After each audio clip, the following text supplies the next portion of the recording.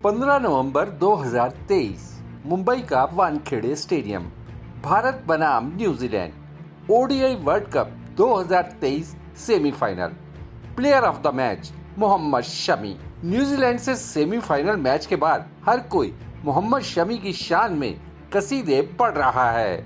वही शमी दुबई में T20 world cup में पाकिस्तान के हाथों भारत की हार के बाद सोशल मीडिया पर जबरदस्त ट्रोल किया गया था। वही शमी जिन्हें कभी चोट कभी कोविड की वजह से भारतीय टीम से दूर रहना पड़ा।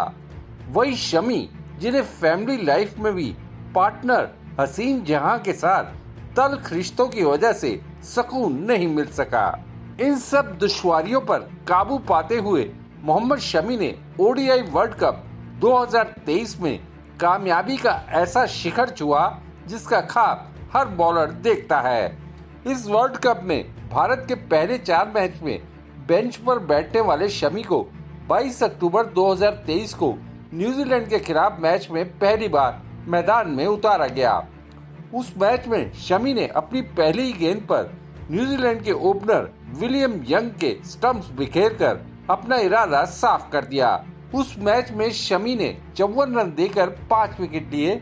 फिर शमी ने मुड़कर नहीं देखा। इंग्लैंड के खिलाफ 22 रन देकर 4 विकेट, श्रीलंका के खिलाफ 18 रन देकर 5 विकेट, साउथ अफ्रीका के खिलाफ 18 रन देकर 2 विकेट, नीदरलैंड्स के खिलाफ 41 रन देकर कोई विकेट नहीं और न्यूजीलैंड के खिलाफ अहम सेमीफाइनल मैच में 57 रन देकर 7 विकेट। सेमीफाइनल मैच में भी शमी ने अपनी पहली ही गेंद पर न्यूजीलैंड के ओपनर डेविड कॉनवे का विकेट लिया। शमी ने सेमीफाइनल मैच के साथ ही रिकॉर्ड्स की झड़ी लगा दी। वो ओडीआई वर्ल्ड कप के इतिहास में किसी मैच में 7 विकेट लेने वाले पहले भारतीय बॉलर बन गए। ये वर्ल्ड कप के 48 साल के इतिहास में किसी भी भारतीय बॉलर का सर्वश्रेष्ठ प्रदर्शन है, साथ ही ओवरऑल वनडे मैचों में भी।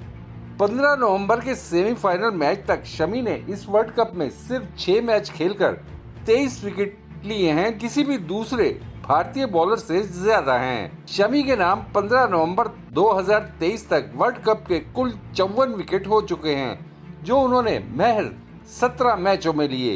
ये दुनिया में किसी भी और बॉलर की तुलना में सबसे तेज हैं।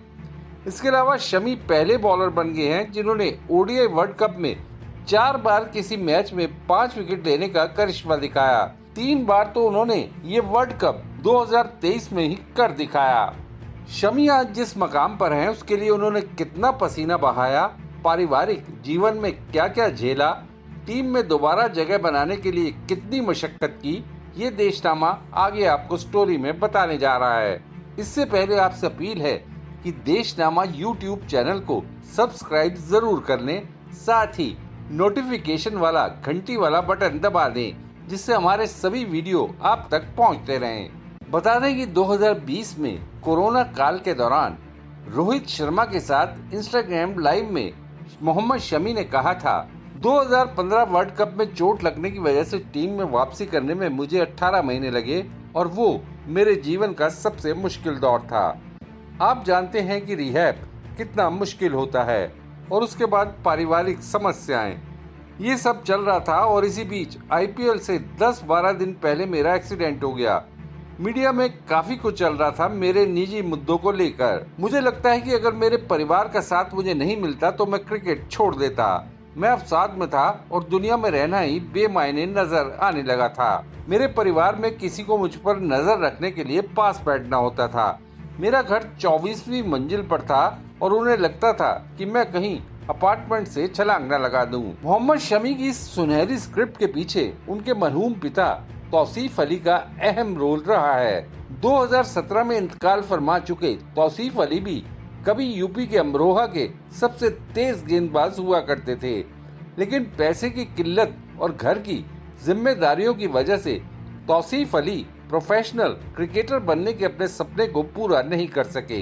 तौसीफ अली को अपना ये ख्वाब अपने 5 बेटों में सबसे छोटे मोहम्मद शमी में पूरा होने की उम्मीद नजर आई।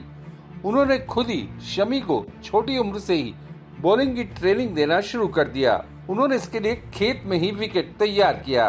बेसिक ट्रेनिंग देने के बाद तौसीफ अली को लगा कि अब बेटे को एक बढ़िया एकेडमी की जरूरत है। तौसीफ अली ने शमी का करियर बनाने के लिए मुरादाबाद में अपनी जमीन भी बेच दी। यहीं से शमी को कोच बदरुद्दीन का साथ मिला।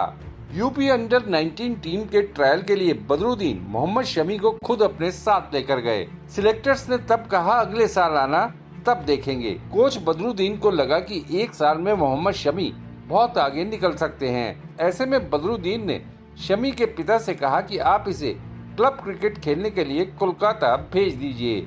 वहाँ अच्छा परफॉर्म करेगा तो स्टेट की टीम में आराम से जगह बना लेगा। तौसीफ अली के पास कोई और चारा भी नहीं था। मोहम्मद शमी कोलकाता पहुंच तो गए, लेकिन ना ही उनके पास सर ढकने के लिए छत थी और ना ही अच्छी डाइट के लिए जेब में पैसे। मोहम्मद शमी अपने पिता पर और खर्च का दबाव नहीं डालना चाहते थे। उन्होंने ठान लिया था कि अब जो कुछ भी करना है अपने दम पर करना है। ऐसे में उनकी मुलाकात बंगाल क्रिकेट एसोसिएशन के असिस्टेंट सेक्रेटरी देवव्रत दास से हुई। उन्होंने एक मैच में मोहम्मद शमी को बॉलिंग करते हुए देखा और समझ गए कि इस लड़के में भारत की तरफ से खेलने की संभावनाएं हैं। वहां से शमी के टैलेंट की बात दादा यानी भारत के पूर्व कप्तान सौरव गांगुली तक भी पहुंची। दादा के कहने पर ही 2010-11 में शमी को बंगाल की रणजी टीम में शामिल किया गया। इसके बाद शमी को टीम इंडिया में आने में देर नहीं लगी। 6 नवंबर 2013 को शमी अपना पहला टेस्ट खेलने के लिए कोलकाता के ईडन गार्डन्स में ही वेस्ट इंडीज के खिलाफ उतरे। अगले साल यानी 2014 में 6 जून को शमी का निकाह हसीन जहां के साथ हुआ। 2015 में दोनों के घर बेटी ने जन्म लिया। लेकिन शमी की पारिवारिक जिंदगी में 2018 में भूचाल आ गया, जब पत्नी हसीन जहां ने उन पर बहुत ही संगीन आरोप लगाए। इनमें मारपीट, दहेज की मांग, दूसरी औरतों से ताल्लुक, पाकिस्तानी नागरिक से पैसे लेने जैसे इल्जाम थे। इस बारे में मीडिया में इतना कुछ लिखा गया कि मोहम्मद शमी को भारतीय टीम के लिए कॉन्ट्रैक्ट वाले प्लेयर्स की लिस्ट से भी बाहर कर दिया गया। लेकिन उस वक्त भी सौरव गांगुली चट्टान की तरह शमी के साथ खड़े रहे। सौरव गांगुली का कहना था कि वो जब तक शमी पर आरोप साबित नहीं होंगे, उन्हें बंगाल की रणजी टीम से नहीं निकालेंगे। आखिर बीसीसीआई की एंटी करप्शन यूनिट ने मोहम्मद शमी को निर्दोष पाया और फिर उनका सेंट्रल कॉन्ट्रैक्ट दोबारा बहाल कर दिया गया। मोहम्मद शमी अपनी बेटी आयरा से मिलने के लिए तरसते हैं, लेकिन हसीन जहां की वजह से उन्हें काफी मुश्किलें भी झेलनी पड़ी। मोहम्मद शमी का अभी तक हसीन जहां से तलाक नहीं हुआ है। उन्हें हर महीने हसीन जहां को 1,30,000 रुपए गुजारा भत्ता देना होता है, जिनमें 80,000 रुपए बेटी की परवरिश के लिए हैं। हसीन जहां को खुद भी ग्लैमर वर्ल्ड में जगह बनाने का शौक रहा है। वो सोशल मीडिया पर आए दिन रील्स भी डालती रही हैं। देश के लिए इतना कुछ करने के बावजूद शमी को 2 साल पहले ट्रोल की ओर से निशाना बनाया गया। 24 अक्टूबर 2021 यूएई में खेले गए T20 वर्ल्ड कप के मैच में पाकिस्तान के हाथों भारत को मिली 10 विकेट से करारी शिकस्त। भारत पहली बार वर्ल्ड कप के किसी भी फॉर्मेट के इतिहास में पाकिस्तान से हारा। इस हार के बाद टीम इंडिया मोमेंटम से बाहर हो गई और टूर्नामेंट के सेमीफाइनल में जगह नहीं बना सकी। खेल में हार जीत चलती रहती है, लेकिन सोशल मीडिया पर तब कुछ यूजर्स ने भारत के सीमर मोहम्मद शमी को निशाना बनाया। शमी ने इस मैच में 3.5 ओवर में 43 रन दिए थे। भारत और पाकिस्तान के बीच तल्ख रिश्ते और वर्ल्ड कप में पाकिस्तान से पहली हार के बाद कुछ सोशल मीडिया यूजर्स शमी के लिए अपशब्दों के इस्तेमाल तक उतर आए। उस वक्त भारतीय टीम के कप्तान विराट कोहली ने शमी के समर्थन में खुलकर उतरकर इस तरह का बर्ताव करने वालों को बिना रीढ़ की हड्डी वाला बताया था। मोहम्मद शमी ने खुद तब एक शब्द नहीं बोला था। शमी ने 17 हफ्ते बाद इंडियन एक्सप्रेस आइडिया एक्सचेंज में बोलते हुए शमी ने कहा कि इस तरह की सोच वाले लोगों का कोई इलाज नहीं है। शमी ने कहा कि उन्हें भारत के लिए अपनी वफादारी किसी के सामने साबित करने की जरूरत नहीं है। शमी के मुताबिक टीम इंडिया के सदस्य होने के नाते हम जानते हैं कि हमारे लिए भारत के क्या मायने हैं, क्योंकि हम भारत की नुमाइंदगी करते हैं और देश के लिए लड़ते हैं। शमी ने कहा कि किसी के धर्म को लेकर ट्रोल करने वाले असली फैंस नहीं हो सकते और न ही वो असली भारतीय हैं। अगर आप किसी प्लेयर को हीरो समझते हो और फिर इस तरह का बर्ताव करते हो तो आप भारतीय सपोर्टर नहीं हो सकते। शमी ने आगे कहा कि मैं नहीं समझता कि ऐसे लोगों के कमेंट से किसी को आहत होना चाहिए।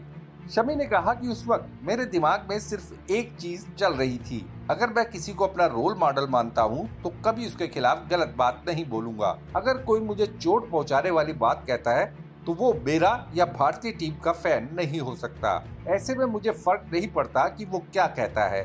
शमी ने आगे अपनी बात को साफ करते कहा, जिन लोगों ने ऑनलाइन हमला किया था उनकी कोई अहमियत नहीं थी।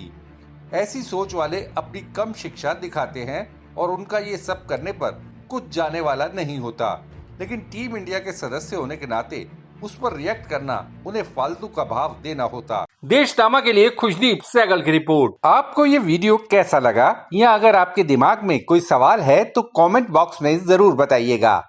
वीडियो पसंद आया तो लाइक शेयर करना ना भूलिएगा। आपने देशनामा को सब्सक्राइब और नोटिफिकेशन के लिए घंटी वाला बटन दबा ही दिया होगा। फिर मुलाकात होगी आपसे, तब तक के लिए नमस्कार।